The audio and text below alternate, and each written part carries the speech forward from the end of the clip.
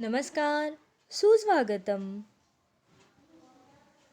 BA द्वितीय वर्ष चतुर्थ सत्र ऐच्छिक हिंदी प्रश्न पत्र क्रमांक 7 आधुनिक हिंदी कविता के अंतर्गत आज हम हिंदी की बहुचर्चित कविता सरोज स्मृति पर चर्चा करेंगे।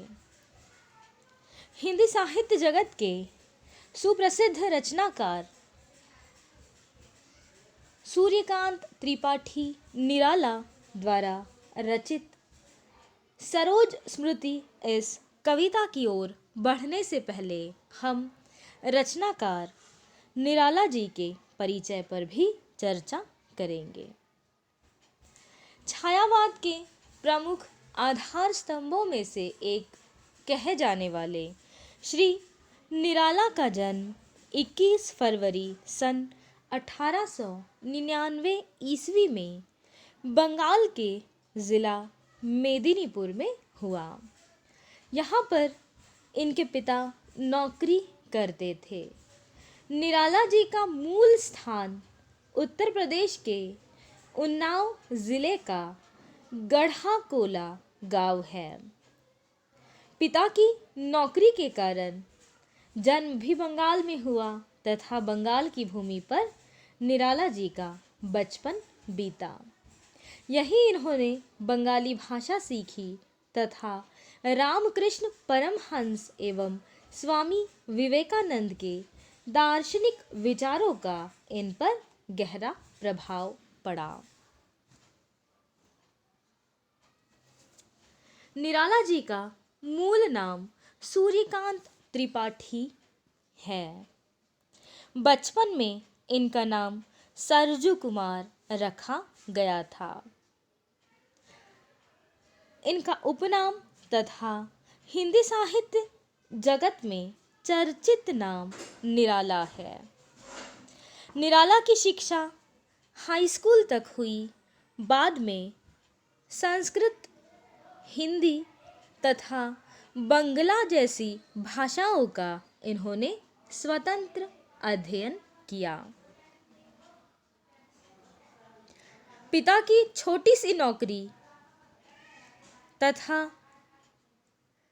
उससे प्राप्त असुविधाओं का परिचय निराला को बचपन में ही प्राप्त हुआ। उन्होंने दलित, शोषित, किसान आदि के साथ हमदर्दी का संस्कार अपने अबोध मन से ही अर्जित किया। 3 वर्ष की आयु में माता तथा 20 वर्ष की आयु में इनके पिता का देहांत हो गया। अब संयुक्त परिवार का बोझ निराला पर आ पड़ा। माता और पिता की मृत्यु के पश्चात पत्नी मनोहरा देवी तथा पुत्री सरोज का भी असमय निधन हो गया। निराला के जीवन की सबसे विशेष बात यह है कि कठिन से कठिन परिस्थितियों में भी उन्होंने अपने सिद्धांत को त्याग कर समझौते का रास्ता नहीं अपनाया, संघर्ष का साहस नहीं गवाया।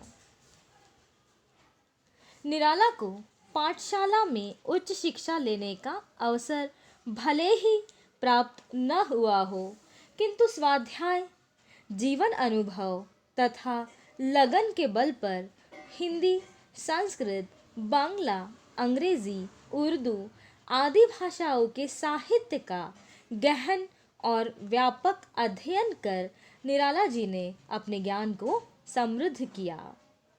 वे बचपन से ही कविता लिखने लगे थे।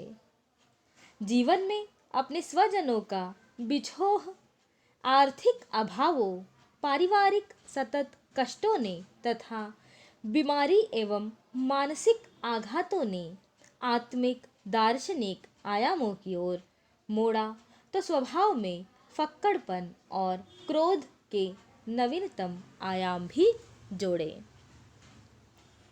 निराला की पहली नियुक्ति महिषादल राज्य में हुई। उन्होंने सन 1918 से लेकर 1922 तक महिषादल में नौकरी की। उसके पश्चात वे लेखन की ओर बढ़े। संपादन, स्वतंत्र लेखन तथा अनुवाद कार्य की ओर वे प्रवृत्त हुए। हिंदी साहित्य जगत में बहुचर्चित साहित्यकार, संपादक तथा अनुवादक के रूप में निराला का नाम अति प्रसिद्ध है।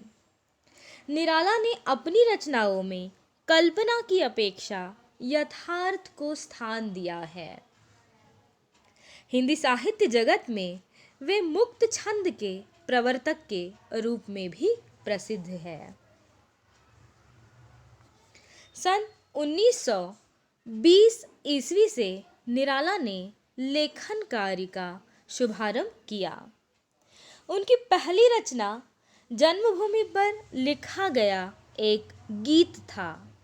लंबे समय तक निराला की प्रथम रचना के रूप में जूही की कली इस कविता को प्रसिद्धि प्राप्त हुई थी, किंतु प्रथम रचना के रूप में जन्मभूमि पर लिखा गया जो गीत था, उसकी स्वीकृति स्वयं निराला ने अपनी पहली रचना के रूप में की थी। कविता के साथ साथ हिंदी गद्य की विभिन्न विधाओं में भी निराला जी ने लेखन कार्य किया है। निराला जी ने साहित्य की अनेक विधाओं को समृद्ध किया। छायावाद के प्रमुख कवियों की पंक्ति में सम्मानित स्थान प्राप्त करने के अतिरिक्त उपन्यास, कहानी, आलोचना, निबंध, रेखाचित्र आदि विधाओं में उनकी रचनाएं हिंदी साहित्य जगत में उपलब्धि मानी जाती है। उन्होंने मतवाला, समन्वय, सुधा जैसी साहित्यिक पत्रिकाओं का संपादन भी किया, किंतु उनकी मेधा का सर्वोत्कृष्ट रूप कविता में ही दृष्टिगोचर होता है।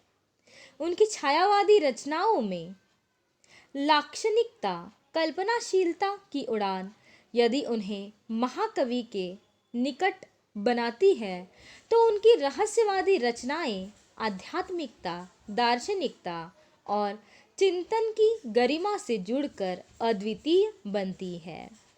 प्रकृति की विराटता और कोमलता तथा कठोरता मिलकर उन्हें उच्च कोटि का कवि सिद्ध करती है।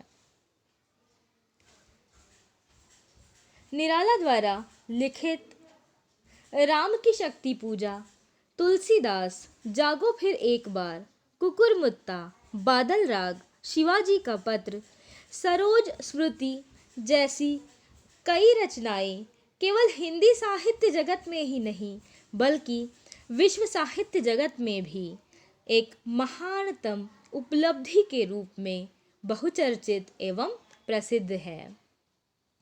प्रगतिवादी स्वर उन्हें दलित वर्ग के प्रति ईमानदार सहानुभूति के कारण युग यथार्थ से जोड़कर अत्यधिक प्रासंगिक बनाते हैं। अपने स्वभाव के फक्कड़पन के कारण उन्हें जीवन के अंतिम समय में अधिक कष्ट झेलने पड़े तथा निराला हिंदी साहित्य जगत में अतिशय उदार व्यक्तित्व के धनी के रूप में भी जाने जाते हैं।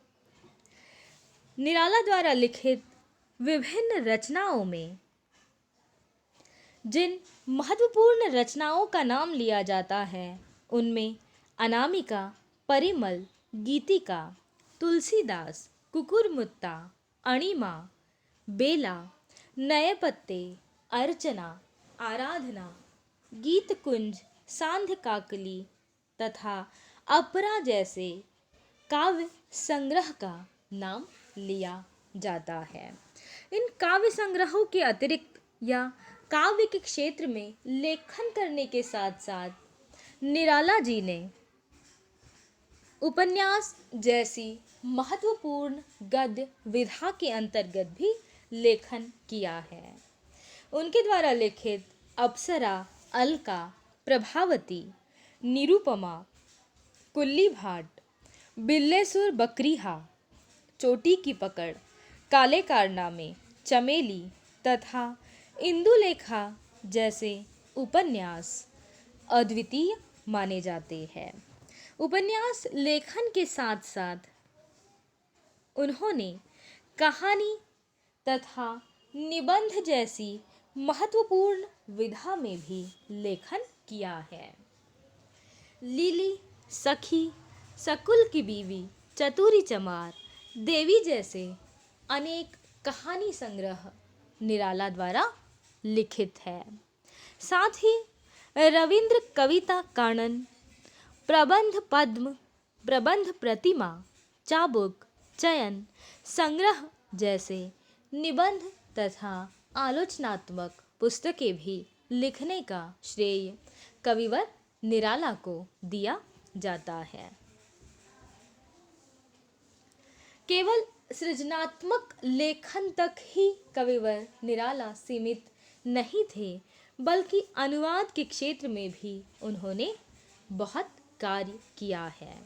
उनकी अनुदित रचनाओं में रामचरितमानस, आनंद मठ, विष वृक्ष, कृष्णकांत का वसीयतनामा, कपाल कुंडला, दुर्गेश नंदिनी, राजसिंह, राजरानी, देवी चौधरानी, चंद्रशेखर तथा रजनी जैसे ग्रंथों का नाम लिया जाता है।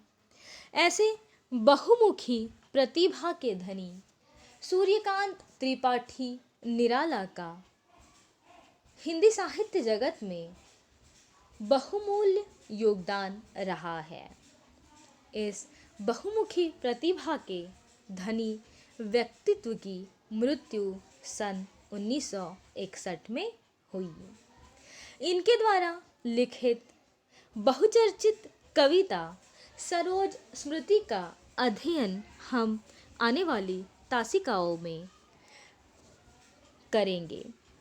सरोज स्मृति निराला द्वारा लिखित वह कविता है जिसके केंद्र में उन्होंने अपनी पुत्री सरोज को रखा है और इसी के आधार पर इस कविता का सृजन किया है।